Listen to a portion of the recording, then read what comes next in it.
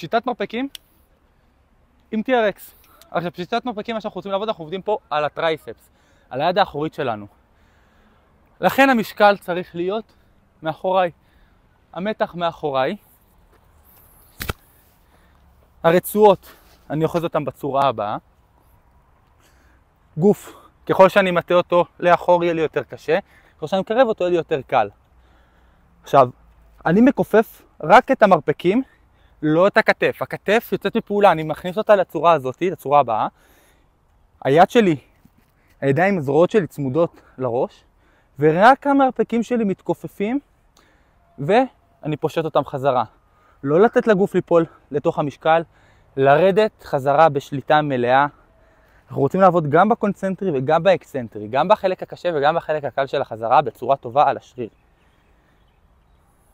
תרגיל מעולה לעבודה על היד האחורית על 3 ראשים.